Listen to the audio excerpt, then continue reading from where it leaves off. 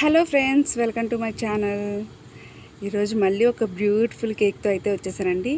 First ఈ cake మీకు ఎలా అనిపించిందో కామెంట్ సెక్షన్లో అయితే కామెంట్ చేయడం మాత్రం మర్చిపోకండి. అసలు ఈ కేక్ ఎవరి కోసం చేశాను, ఎందుకు చేశాను, ఎంత తీసుకున్నాను, ఎంత చేశాను అనేది ఈరోజు మీతో అయితే షేర్ చేసుకుంటానండి. ఫస్ట్ ఈ కేక్ అయితే నేను హాఫ్ కేజీ కేక్ అయితే తీసుకున్నానండి.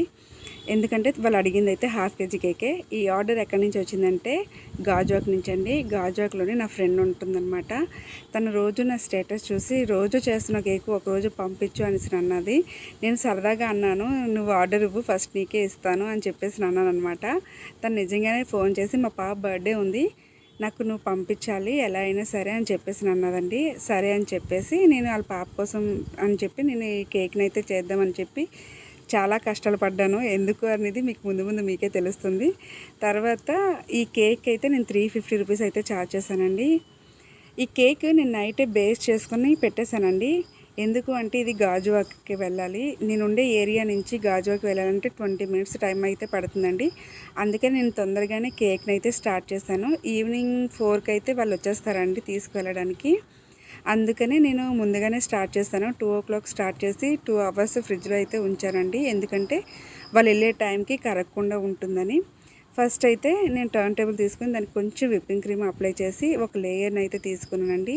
మీకు తెలిసిందే కదా, ఫస్ట్ ఒక లేయర్ని తీసుకోవాలి. తర్వాత సోకింగ్ సిరప్ని అయితే అప్లై చేసుకోవాలండి. అప్లై చేసుకున్న తర్వాత మనం ఒకసారి చెక్ చేసుకోవాలి. ఎందుకంటే మరీ ఎక్కువ సోక్ అవ్వకూడదండి. సోక్ అయిందంటే కేక్ మనం తీసినప్పుడు బ్రేక్ అయిపోద్ది అనమాట. తర్వాత క్రీమ్ని స్పాచులాతో ఇలా స్ప్రెడ్ చేసుకోవాలండి. ఆవిడ నాకు ముందే చెప్పిందనమాట, ఎక్కువ క్రీమ్ వద్దు, చాలా తక్కువ తీసుకోవాలి అని చెప్పేసి అన్నదండి. అందుకని చెప్పి నేను చాలా తక్కువే తీసుకున్నాను. తర్వాత నేను క్రష్ని అయితే తీసుకున్నాను. క్రష్ని తీసుకొని స్పూన్తో అయితే ఇలా స్ప్రెడ్ చేసుకున్నానండి. చూసారు కదా, ఇలా స్ప్రెడ్ చేసుకోవాలి. తర్వాత సెకండ్ లేయర్ని వేసుకున్నానండి. ఇది డవ్ షేప్లో ఉందని మాత్రం మీరు కామెంట్ సెక్షన్లో అయితే కామెంట్ చేయకండి. దీన్ని క్రీమ్తో మనం నార్మల్ చేసుకోవచ్చు. చూడండి, ఇలా చేసుకుంటున్నప్పుడు అది నార్మల్ అయిపోద్ది అనమాట. స్పాచులాని కొంచెం తిప్పుతూ ఉంటే అది నార్మల్ అయిపోద్దండి. తర్వాత మళ్ళీ నేను క్రష్ తీసుకున్నాను. మళ్ళీ స్పూన్తో స్ప్రెడ్ చేసుకున్న తర్వాత లాస్ట్ లేయర్ని అయితే తీసుకున్నానండి. తీసుకున్న తర్వాత మళ్ళీ సోకింగ్ సిరప్ని అప్లై చేశాను. అప్లై చేసిన తర్వాత మళ్ళీ క్రీమ్ తోటి క్రమ్ కోట్ ఇచ్చి అయితే నేనైతే ఫ్రిడ్జ్లో అయితే కొంచెం సేపు పెట్టేసుకున్నానండి. అందులో ఖాళీగా ఉండడం ఎందుకని చెప్పి ఇంకో జార్ కేక్స్ అయితే చేశానండి వాళ్ళ కోసమే. ఎందుకంటే ఫస్ట్ ఆర్డర్ కదండి, నెక్స్ట్ టైం మళ్ళీ ఇస్తారని కొంచెం బిజినెస్ మైండ్తో ఆలోచించానమాట. తర్వాత అయితే మళ్ళీ తీసుకొని ఫైనల్ ఫినిషింగ్ అయితే ఇచ్చేస్తున్నానండి.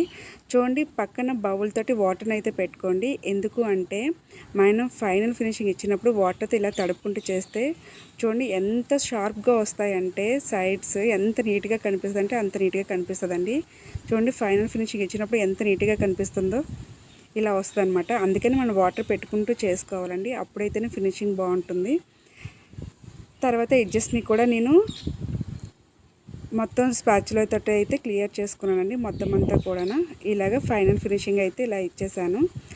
తర్వాత చూసారు కదా ఎంత బాగా వచ్చిందో. తర్వాత ఇంకో స్పాచులా తీసుకున్నాను ఇలాగ లైన్స్ లాగా రావడం కోసమని. ఎందుకంటే వాళ్ళు చెప్పారనమాట లైన్స్లా రావాలి, తర్వాత పైన ఫ్లవర్స్ రావాలి అని చెప్పేసి అన్నది. నేనైతే ఏమనుకున్నానంటే ఇలా లైన్స్ లాగా ఇచ్చి సైడ్స్ ఫ్లవర్స్ వేద్దాము పైన అంతా చుట్టుపక్కల కూడా అని చెప్పేసి సెంటర్లోనే ఒక డాల్ పెడదాము, ఎందుకంటే అమ్మే బర్త్డే కదా, డాల్ పెడదాము అనేసి అనుకున్నాను.